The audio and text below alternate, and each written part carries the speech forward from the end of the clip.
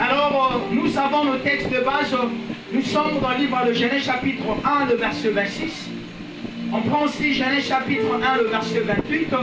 Nous prenons aussi Genèse chapitre 2, le verset 15. Alors, Genèse chapitre 1, le verset 26, la Bible dit ceci. Et Dieu dit, faisons les hommes pour qu'ils soient notre image, ce qui nous ressemble, qu'ils dominent sur le poisson de la mer, sur le oiseau du ciel, sur le bestiau, sur toute la terre, et sur tous les reptiles et les insectes. Mais la version Moussou Balobi, la Bible dit, faisons l'homme à notre image, pour que l'homme puisse quoi? Puisse dominer, pour que l'homme puisse quoi? L'homme puisse quoi? Diriger, ainsi de suite. Alors, surtout dans Genèse chapitre 1, le verset 28, la Bible dit quoi? Dieu le bénit. Dieu bénit qui? Les hommes. La version sous Dieu bénit l'homme. Dieu le bénit en disant, soyez féconds, multipliez-vous et dominez sur le poisson de mer, le oiseau du ciel et tous les reptiles et les insectes. Amen. Est-ce que nous comprenons le pourquoi on a été créé? Ça dit Dieu nous a créés. Notre terme, nous avons été créés pour une mission. Maintenant là, dans Genèse chapitre 1, 26, Genèse chapitre 1, 28, c'est-à-dire on prend le pourquoi Dieu nous a créés. Dieu a dit créons l'homme à notre image. C'est-à-dire comme Dieu là, Dieu l'image de Dieu. Et Dieu t'a créé pas pour souffrir. Dieu t'a créé pas pour vivre la souffrance, pas pour vivre la galère. Dieu t'a créé pour dominer. C'est la mission que tu as. La mission que tu as sur cette terre, c'est de dominer. Tu as la mission de dominer. C'est-à-dire que les caca bongoté dans nos kilos. Que les caca bongoté. C'est-à-dire que tu dois laisser des traces. Nous dois dominer la tique à la trace. Est-ce que tout ça? C'est-à-dire que nous dois dominer la tique à la trace. Alors que les cabomotés, tu as ces pouvoirs-là. Tu as la mission que Dieu t'a donnée. Genèse chapitre 2, le verset 15. L'Éternel dit, l'Éternel Dieu prit l'homme et le établit dans le jardin d'Éden pour le cultiver et le garder. C'est-à-dire l'Éternel prit l'homme, la dit quoi? Dans le jardin d'Éden, et l'homme s'anime à garder un mot, à cultiver. Alors tu as la mission de garder, c'était ça dans la création. Lorsqu'on s'en va, qu'il dit, de la manée, pour mon doigt salir, à cultiver et la gavana, en plus de cela, mon doigt salir, à garder un mot. Et commence à Jérémie 29, 11. Dieu dit, je connais les projets que j'ai formés pour toi. Projets de paix, de bonheur, de non de malheur. Alors quand tu es en train de vivre le malheur, comprendre que non, ce n'est pas les projets de Dieu. Quand tu es en train de vivre la souffrance, comprendre que non, ce ne sont pas dans les projets de Dieu. Dans le projet de Dieu, c'est ça qu'il faut vivre maintenant. Alors notre sous-thème, n'importe quoi, et ça dit le principe de la mission. Le principe de la mission, c'est ça notre sous-thème. Ça dit notre grand thème, ça veut dire nous avons été créés pour la mission. Mais sous-thème, le principe de la mission. Les instructions de la mission. C'est ça notre sous-thème. Alors on a bien compris que dans le livre de Genèse, c'est-à-dire la création de l'homme et le pourquoi l'homme a été créé. Mais la mission maintenant en général, c'est un ensemble de tâches. La mission c'est un ensemble de tâches données à quelqu'un. Et on a compris que Dieu a donné des tâches à l'homme. Quelles sont les tâches? De dominer, c'est-à-dire de diriger, de cultiver la terre et de garder. C'était des tâches que Dieu avait données à l'homme. Mais on va comprendre que dans cette histoire, l'homme avait tout.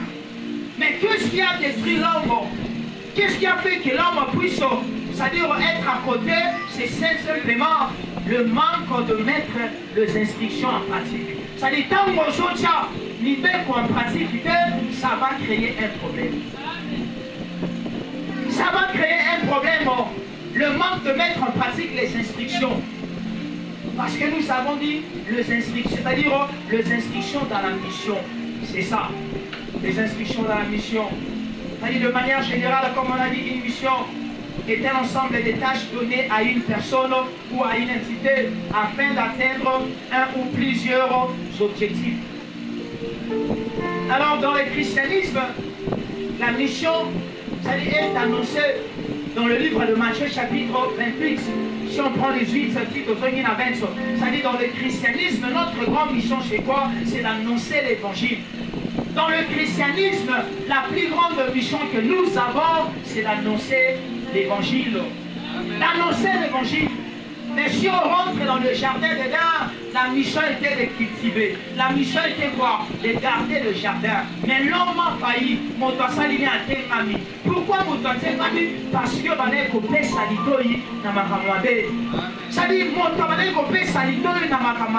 et quand tu donnes ton oreille là, maintenant.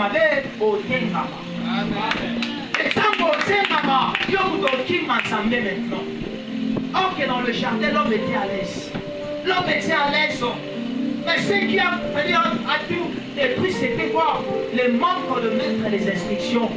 Même dans l'église, ça dit s'il n'y a pas évolution, c'est parce que beaucoup de gens n'aiment pas mettre les instructions en place. Les gens ne respectent plus les instructions et c'est ce qui pose un grand problème. C'est ce qui pose un grand problème. Alors comme nous avons dit, ça dit dans le christianisme, la mission c'est d'énoncer l'évangile, la formation des disciples, le baptême des croyants. C'est ça la mission que nous avons, nous chrétiens. Nous avons la mission de former les disciples. Nous avons la mission de baptiser les croyants. C'est dans le livre de Matthieu 28, au 18, c'est l'ordre qu'avait donné le Seigneur Jésus-Christ. C'est l'ordre qu'avait donné le Seigneur Jésus-Christ. Mais dans tout ça maintenant, dans notre mission, c'est qu'on doit comprendre, c'est-à-dire dans la mission que nous avons à comprendre un élément très essentiel. Alors l'élément essentiel c'est quoi? La clé de notre mission, c'est Jésus-Christ. C'est-à-dire la clé de notre mission s'appelle Jésus-Christ. Tu ne peux pas faire la mission, c'est-à-dire tu ne peux pas défendre Jésus-Christ tant que tu n'as pas Jésus-Christ. Tu ne peux jamais défendre Jésus-Christ tant que tu n'as pas Jésus-Christ. Alors pour avoir Jésus-Christ, comprenez maintenant ce que nous dit le livre de Jean chapitre 3, c'est-à-dire le verset 16. Jean 3, 16, ça nous dit quoi? Car Dieu a tant aimé le monde qu'il a donné son Fils unique, afin que quiconque croit en lui ne périsse point, mais qu'il ait la vie éternelle. C'est-à-dire le grand problème pour défendre Jésus-Christ, tu dois te retrouver dans Jean 3, 16. Il faut croire d'abord, car quiconque croit, si tu ne crois pas, tu vas défendre Jésus comment? Tu vas défendre Jésus comment? Tu ne crois pas en lui. Tu vas défendre Jésus comment? Tu dois te retrouver dans Jean 3,16. Dans Jean 3,16, c'est très capital. Retrouve-toi dans Jean 3,16. Tu vas défendre Jésus-Christ. Tu vas défendre Jésus-Christ. Parce que si on fait notre tour, on peut prendre même Ésaïe 61, 1 à 4. Jésus-Christ est en train de dire, l'Esprit du Seigneur est sur moi. Parce que le Seigneur m'a ouvert. C'est-à-dire tout le pouvoir, tu as déposé en Jésus-Christ. Tout, tu as déposé en Jésus-Christ. Alors ce qui est bon encore, le Seigneur nous a donné ses pouvoirs. Il nous a donné ses pouvoirs. Voyez maintenant Luc chapitre 10, 19. La Bible dit quoi? Voici, je vous ai donné le pouvoir de marcher sur le serpent et le scorpion et sur toute puissance de l'ennemi. Rien ne pourra vous nuire. Rien ne pourra vous nuire. Retrouve-toi, c'est-à-dire dans Jean 3,16. Premièrement, crois en Jésus-Christ. Crois en Jésus-Christ. Tu ne peux pas défendre Jésus tant que tu n'as pas Jésus en toi. Tant que tu ne crois pas en Jésus, on défend l'ennemi. On défend l'ennemi. C'est impossible. C'est impossible. C'est impossible. Tu ne peux jamais. Et raison pour laquelle la première des choses, tu dois croire. Il n'y a pas de limite. La Bible dit quiconque croit, quiconque. Ça dit ma poli moutouté. Ma poli moutouté. Moto nyonso. Alors le Seigneur nous a donné le pouvoir. Quand tu vas accepter Jésus-Christ, il te donne le pouvoir de marcher maintenant sur le scorpion. Ça dit, il te donne la mission de marcher sur le scorpion, sur les oiseaux de la mer, de dominer. C'est ce qui se passe. C'est ce qui se passe. Alors, comme je dis dans Matthieu 28, 18 à 20, Jésus dit aux disciples, allez, faites de toutes les nations mes disciples. C'est ça la mission. Lorsque tu es équipé maintenant, c'est-à-dire de puissance, le pouvoir que Dieu t'a donné, alors allez maintenant, descends sur terre, parlez de Jésus-Christ. Parlez de Jésus-Christ. Nous sommes en train de parler de principe. Nous sommes en train de parler de principe de la mission. Nous sommes en train de parler de principe de la mission. Alors, ça dit ce qu'on doit comprendre. Le premier principe de la mission, c'est-à-dire, moi j'appelle, c'est accepter Jésus-Christ comme étant ton Seigneur et Sauveur. C'est ça le premier principe de la mission. Ça dit, tu ne peux jamais, comme je dis, tu ne peux jamais parler de Jésus-Christ. Tant que tu n'as pas accepté Jésus-Christ comme étant ton Seigneur et Sauveur, tu ne peux jamais de la vie. Je ne sais pas si quelqu'un peut le contredire. C'est-à-dire, tant que tu n'as pas accepté Jésus-Christ comme étant ton Seigneur et Sauveur, comment est-ce que tu peux parler? Nous connaissons une histoire dans la Bible. C'est-à-dire, il y a le fils de prophète. Oh, on nous demande des démons dans notre amour. Pas démon, va bête à bango.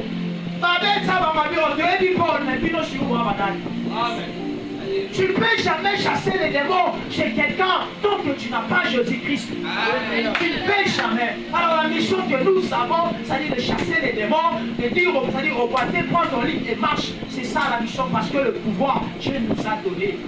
Dieu nous a donné.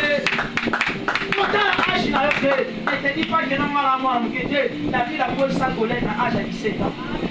À l'âge de 17 ans, David a pris sa Goliath. Soyez battus. Alors, tu n'as âge de 17 ans, David a pris sa Goliath. Si vous êtes en train de 17 ans, vous va mal. Amen. Premier principe, accepte Jésus-Christ comme étant ton Seigneur et Sauveur.